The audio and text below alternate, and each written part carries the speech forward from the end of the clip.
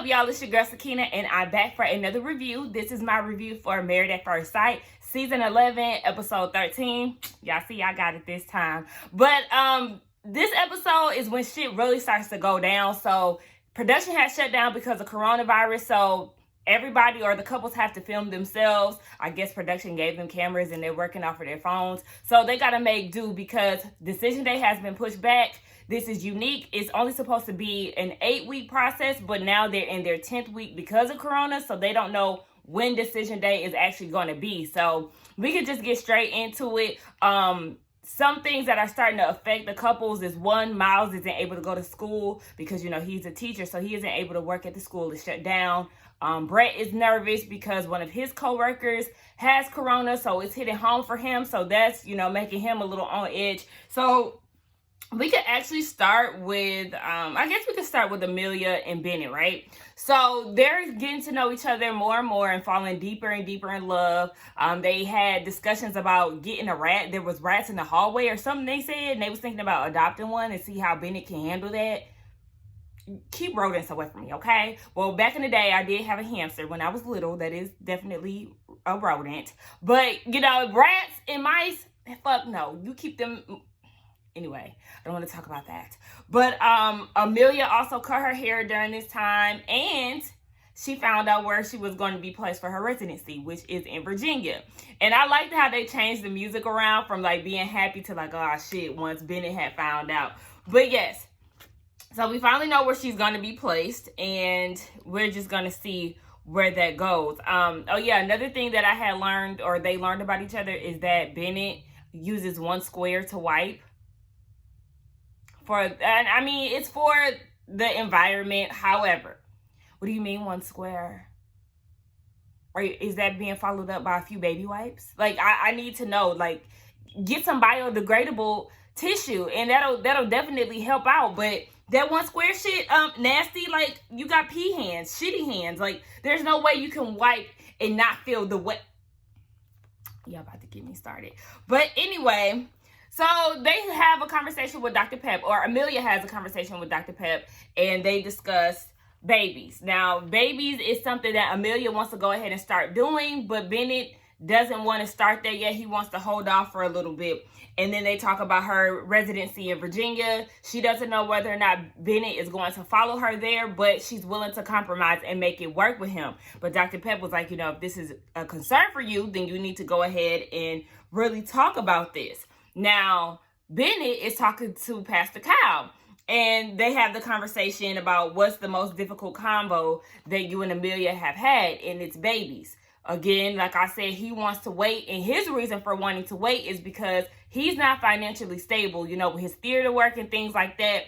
I guess that doesn't provide him with enough stability, and Dr. Kyle was like, yeah, I mean, you have been, you know, living as a single man for a long time, so if you have kids, you definitely want to figure that out.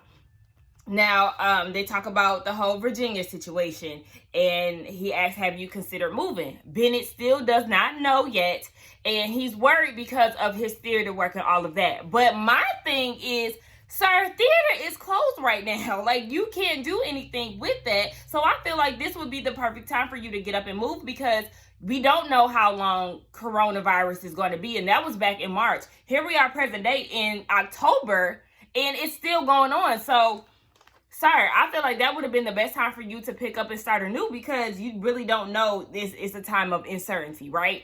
Now, they have a talk with each other, and this is pretty much the blueprint for all of the couples this episode. They have the talk, and they decide to wait on having babies, and Bennett did say that he is willing to split his time between LA and VA, Louisiana and Virginia. So, like I said, they're always easy peasy. I hope that the residency definitely works out for them. Amelia said that she wants him to love Virginia, so she's definitely going to try to show him a good time. I don't know how she's going to do that when it's still new to her as well. But like I said, they're going to work it out in the end. Next, we could talk about Brett and Olivia.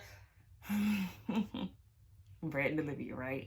Okay, so remember I did say that Brett has a coworker that had got coronavirus. So he is very much shook up by this whole experience. He can't work, so he's at home. Olivia is a nurse, so she's facing coronavirus every day. We already know that the medical world was in a whole uproar and panic because of it, because they really don't have the tools or the knowledge on how to even handle this virus. So Brett, they're spending time with each other, but Brett is picking up certain things that he doesn't like about Olivia. One of those things is a new pet peeve of his. He's trying to bond with her and show her one of his favorite movies, and we see that she's going through her phone, texting and stuff, to the point where he gets upset and he just walks away. I can understand that, because it's definitely showing that you are not interested. I'm not a movie person, so I don't know how I would get through that, but I would definitely try to at least see what the movie is about and try to engage. So I could understand why he would be frustrated with that. He also said that it has been a month since they sat down with Dr. Viviana, and they have not pushed forward into intimacy. He did say that he had been going back and forth to his house. He had been there for a week trying to move some things from the apartment to his home, and Olivia has yet to even show any type of interest to go pull up on him or anything. But remember, she does not like his house, so I don't feel like she would even try to do. Oh, why am I choking up? But try to do that. I feel like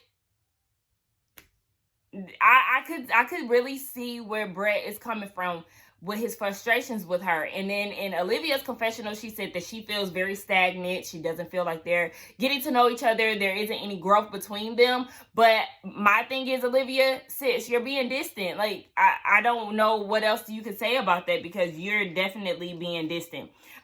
She went to go visit her family, and Brett was not in agreement with it because of coronavirus. Like I said, it has hit home for him. And then on top of that, I could see why he probably wouldn't want her to go either, because she's in the hospital every day. And you going to visit your family when we're supposed to be in the house, you could possibly give it to them. You don't know if you have it or not. You know what I'm saying? So I understand where he's coming from. I would want you to stay in the house too, but she goes against the grain and goes and visit her family anyway. Now, that was a problem for him. And while she was gone, he took the initiative to move back home without even letting her know. So when she gets home, she comes home to an empty house, and she's like, what the fuck? Like, he didn't say anything to me about moving. And this is where I think Brett is totally wrong. You don't just pick up and leave and don't say anything. So then Olivia has a conversation with Dr. Pepper, right? And she was like, there has been no progression since the lockdown. I'm not really getting to know him.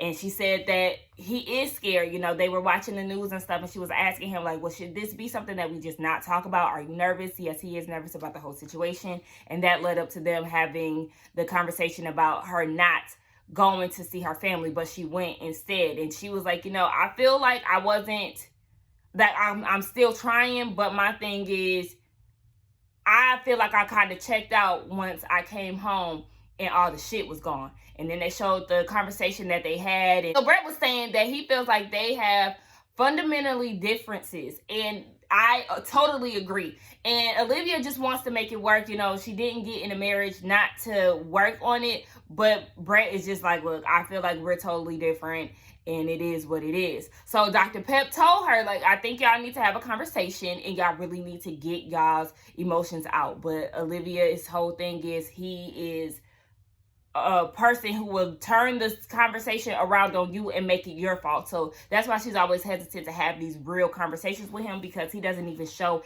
his emotions. Now we see that Brett is talking to Pastor Cal, and he talks about the whole reason why he left out. Now, he's blaming it on the cats.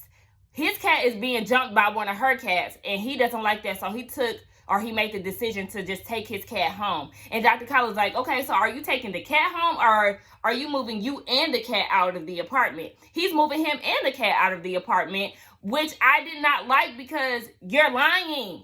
This conversation was totally different from Olivia's story. Like, you're trying to mask this as being an issue for your cat, when really you were just trying to see the exit, sir. Like, that's not, y'all stories is totally different. And you never mentioned to her that the problem was the damn cats. So Dr. Kyle could definitely see that Brett is bullshitting.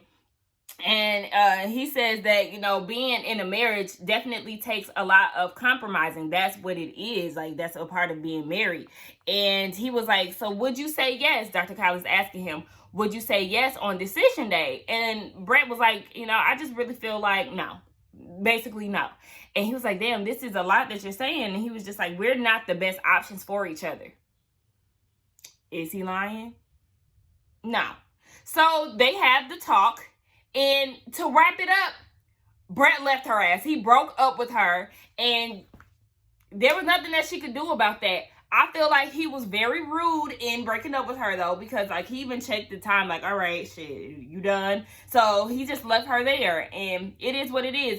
I feel like he made the best decision for both of them, honestly.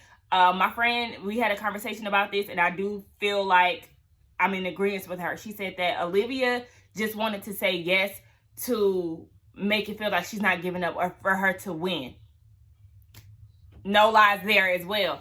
And I mean, I feel like even if they made it after decision day, they still would have broken up at some point. They are totally different. He likes to be savvy with his money. She wants to see the world. She doesn't want to have kids. He's ready to have kids. Like, y'all just have way too many differences. So I just feel like, girl, you can do bad all by yourself. It just wasn't meant to be with y'all. So we get to Amani and Woody, and Amani is on her couples cam, and Woody is snoring up a motherfucking storm, y'all. Y'all know how I feel about that. Oh, Lord, I could never sleep with no man who snore like that. But anyway, they're doing breakfast with each other, and Amani says in her confessional cam that she is ready to say I love you, and she gives him with a few things for his 5 senses, I think. And basically she told him that she loved him. She was nervous because it may be too soon, but at the same time she can't help her feelings. Now they're in this state. Woody is very happy. He got the words that he wanted, so they're all lovey-dovey, right? Fast forward to 2 weeks, and we see them at the apartment arguing. And they're arguing because Amani was like, oh, you probably got a lot of hoes. Let me see them DMs. And when she said that, Woody got very defensive and was like, why you need to see my phone? Like, you're invading my privacy. On that, I understand. However, why are you defensive, sir? What's tea? What's in them DMs? Like, so that led to them being in an argument. Amani said that she was just playing, and it just was what it was. But my thing is, sir, what the hell are you hiding? So then we see Amani talking to Dr. Pepper, and Dr. Pepper is asking them, what's going on with them. Amani is happy because she thought that it would be awkward, but her and Woody's relationship just hit it off instantly. They like to dance, they like to joke, they have pretty much the same type of vibe for each other. So it's working out pretty good. And she did say that I told him that I love him, and what we're working on right now is how to stay in that I love you state.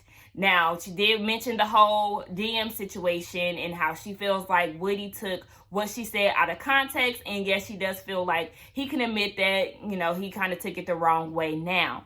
But, sis, did you see the DMs? That's all I'm worried about. Did you see the DMs? Did he show you? Because if he did not show you, he's definitely hiding something. So Dr. Pepper was like, what's one of your worries? One of their worries is babies, right?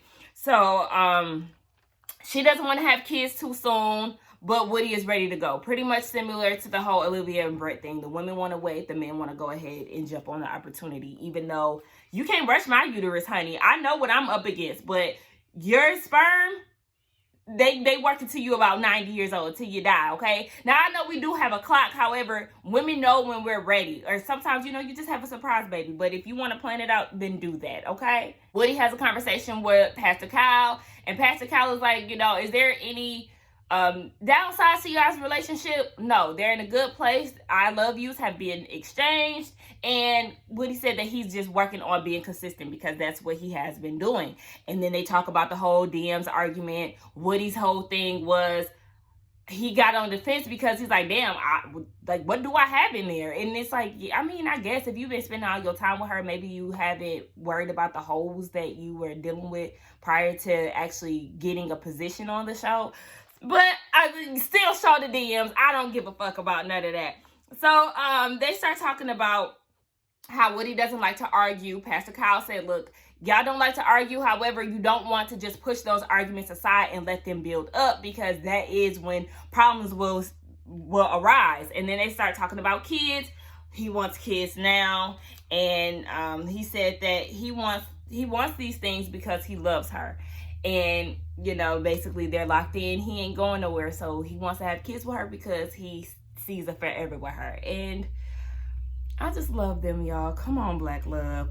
So then Dr. Kyle just encourages them to talk out their arguments to prevent any major issues, and then they have the talk with each other. They agree to wait on having kids, and Amani said that she's not scared anymore, and Woody said that he's actually scared of not being enough for her. And I felt like that was a great thing for him to bring up in a very vulnerable moment for a Black man. Like, I love how him and Miles are really being open about their emotions and how they feel about the women in their lives, their wives.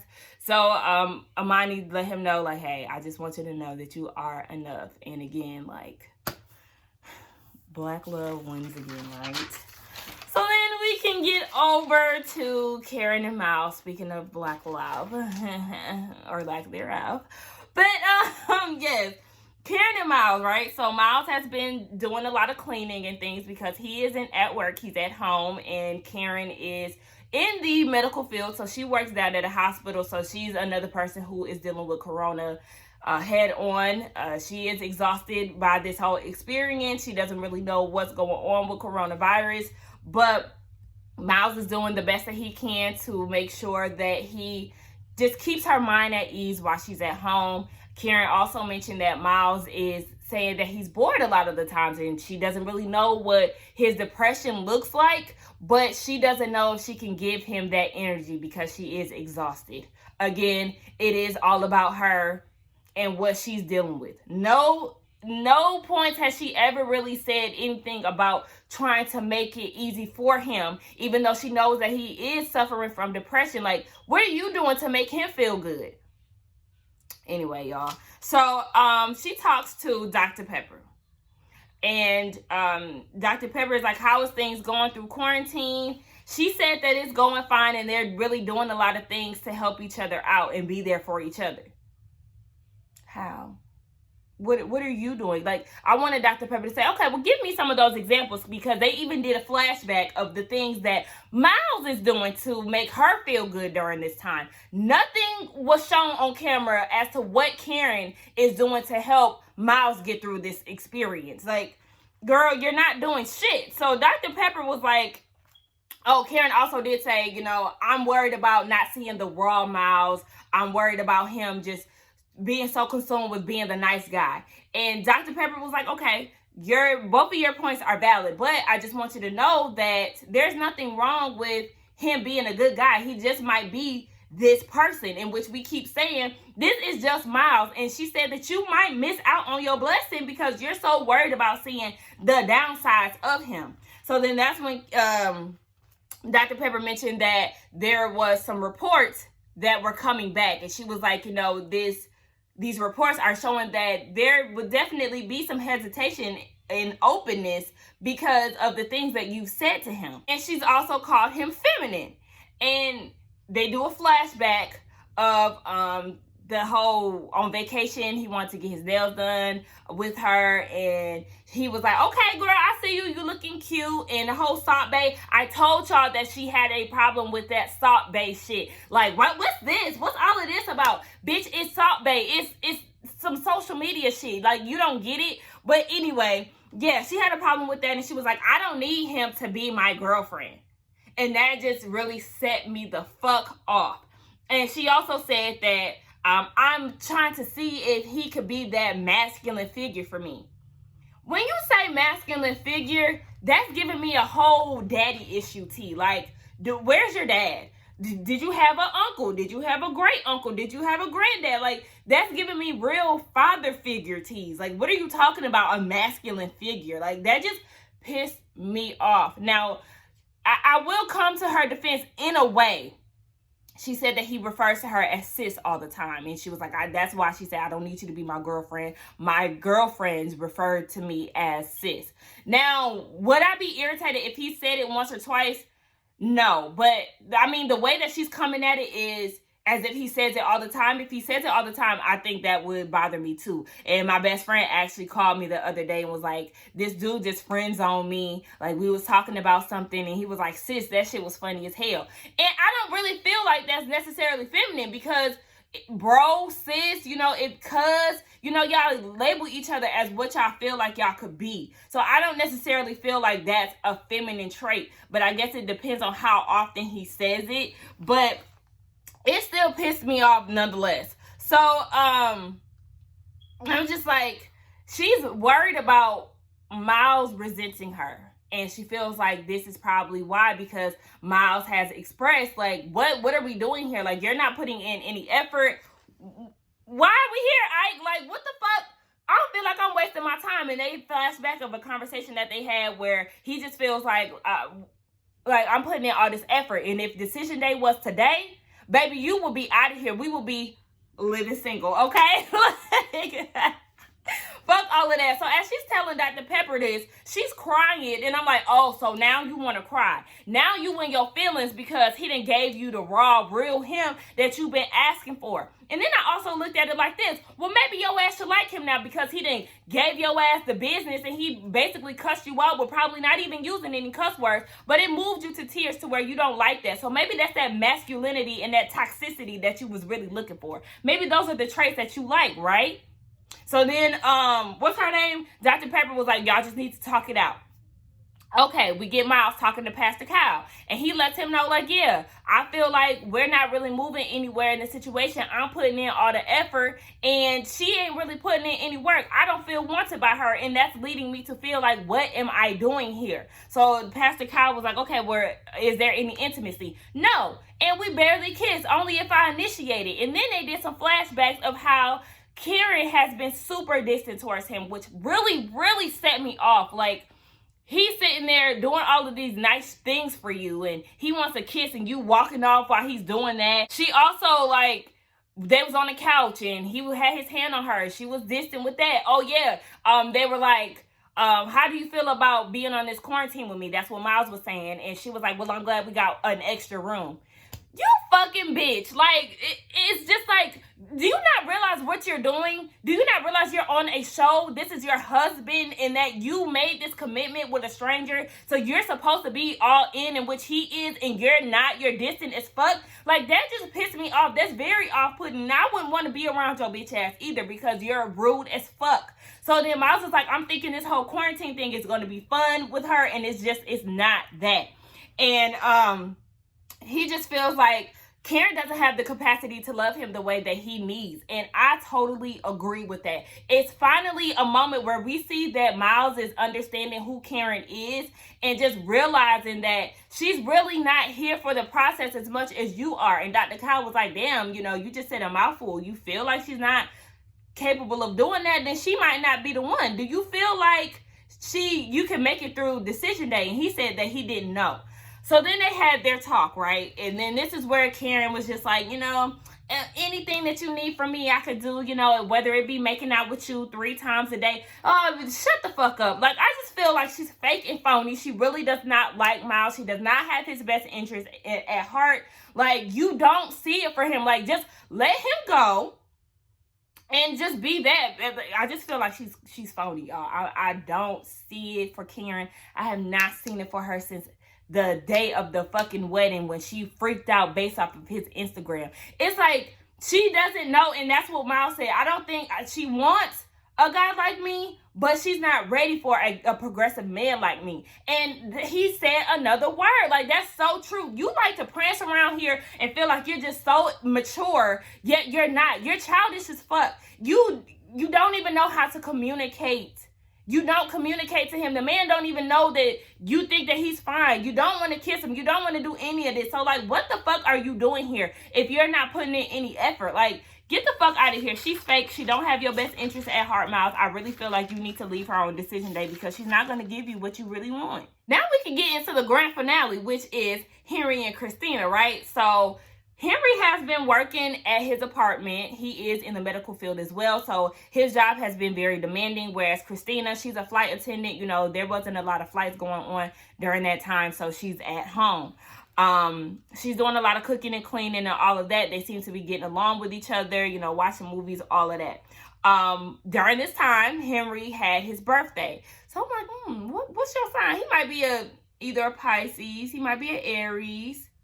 Taurus, Gemini, Cancer. know. Anyway, yeah, it's his birthday, and his friends, family, co-workers, everybody's blowing him up, congratulating him on his special day. And Christina is just real nonchalant in the background on that fucking phone. Like, you couldn't try to get him some balloons or, a birthday cake. One of his friends sent him a cake that actually looked good as fuck. But I just felt like that was rude. Henry is more understanding, though, because he's like, yeah, she forgot. However, we are still in the process of trying to get to know each other. But I also think that had the tables been turned around and I forgot her birthday, it would have been an issue. And you're totally right about that. She would have found an issue in that. Now, she goes the next day. Henry tells us that she's going on a walk, right? And he said that walk led to her not coming home till 3 a.m. And he had texted her. She was ignoring his text. And he was like, oh, okay. Well, he looked at her Instagram and she was out with her friends. So why would you just lie and say that you were going on a walk instead of just being truthful and saying that you were stepping out with some friends? Mind you, it's still Corona. So, like, I don't know. He just said it just took a weird turn. And I agree, because just last week, bitch, you were saying that you had this epiphany and you understand why y'all are together and all of this, and y'all was going to work on y'all communication. All the bullshit, like I said, because they're never consistent in what they're doing. But anyway, she talks to Dr. Pepper, right? And as she's talking to Dr. Pepper, she has the computer down here and she's giving her double chin. Like, I was like, why are you looking down on her? And Dr. Pepper was trying to give a bit of a nice introduction. Like, I'm sorry I wasn't able to see you. She's silent. She's just like looking down upon Dr. Pepper. And I did not appreciate that, with that snooty ass attitude that she had, looking like the motherfucking villain on Pocahontas. Let me insert a damn clip of what she was giving while she's sitting there thinking she better than somebody. So Dr. Pepper was saying, what are some of the challenges? Some of the challenges are that he's always gone. She feels like he's definitely separated himself from her during this time. He's always going to the grocery store. He goes about 2 times a day. And she's like, well, I mean, he walks past flowers. Why don't he never pick up some flowers? Why he don't never consider me? Because he don't like your ass. Just last week, you were shitting on him and diminishing his feelings, telling him he needs to get over his childhood traumas and all of that. Why would he want to do something nice for you? Because he can't even be vulnerable with you. Like, Christina, get the fuck out of here. She says that she feels like they both have things that they need to work on, but she wishes that he would tell her. He told you already. He said that you are impatient. You are rude. And on top of that, like I said, you just diminished his feelings a couple days ago. He does not want to fuck with you. He don't like you. So then Dr. Pepper was like, have you been vulnerable with him? She said at times, and that's where she feels like he cares, and that's why she's sticking it out, because those times that she has been vulnerable with him, he makes it feel like he's listening. Y'all, I'm feeling real congested in my nose. Like, I don't know. This shit is getting on my nerves. But she just said that she wants to show up differently. And I'm like, no, the fuck you don't. You change like the weather a little too much for my preference. Like, no. And she was like, she's willing to make it work with him. Girl, same old song. And then next week is going to be something that he did wrong. You always have these moments where you're like, oh my gosh, I see why we're together. We're going to make it work. Then out of nowhere, he's not my type. And he's not confident enough. And then, oh my gosh, I'm willing to make it work. Like, girl, get the fuck out of here. So then Henry has a conversation with Pastor Kyle, and they talk about their top issues. He said they have nothing in common. Sometimes they sit in the house for an hour and a half and neither one of them are talking. And that's why I feel like y'all don't have nothing in common. Y'all pushing this thing and it's just y'all trying to make fetch happen and it's not going to happen. Like, just leave it alone. And then he said one of the things that I do realize about her is that she's a liar, okay? First of all, she lied about where she stayed at on wedding day. She said she lived in the CBD area. I think that's what it was called. And then he was like, okay, well, where? She couldn't really give a specific location. When it was time for them to move in each other's apartments, she said that all of her stuff was in storage and all of this. So she has all of her stuff in the car. Sis is homeless as fuck. That's what it is, okay? Fuck all that damn, my storage is in California. Why would it be in California? Like, girl, shut the fuck up. So then he was just saying that he has just noticed it early on, and that's what's preventing him from really getting to know her. And he's just been silent about it the whole time. She doesn't know anything about him having a feeling of her being a liar and dishonest. Oh yeah, I totally totally even forgot that he said that she lived in an Airbnb and then she got the opportunity for this show. Baby, that's giving me real opportunistic vibes, honey. You are a nomad at this point. Yeah, that's what we'll call you, a nomad. You don't really have a place to call your own.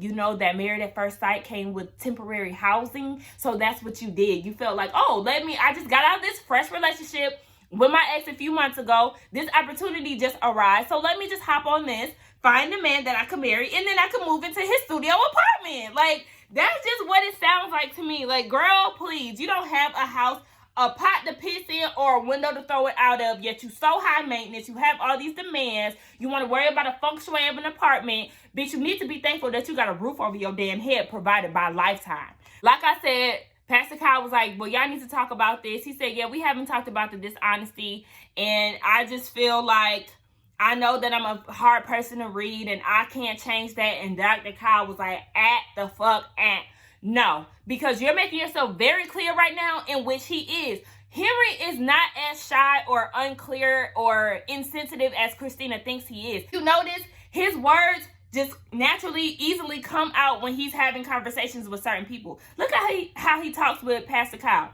how he talks with his best friend, how he had that conversation with Bennett. And then my best friend said how he had the conversation with Amani. You just don't like her, and that just is what it is, and it's okay. I just feel like y'all need to make the decision not to be together. So like I said, Dr. Kyle said this is all about taking a risk, and I feel like y'all need to have uncomfortable conversations so y'all can get to a point where y'all want to be in the relationship. So then they have the talk, right? And Henry does let her know, bitch, I know you be lying.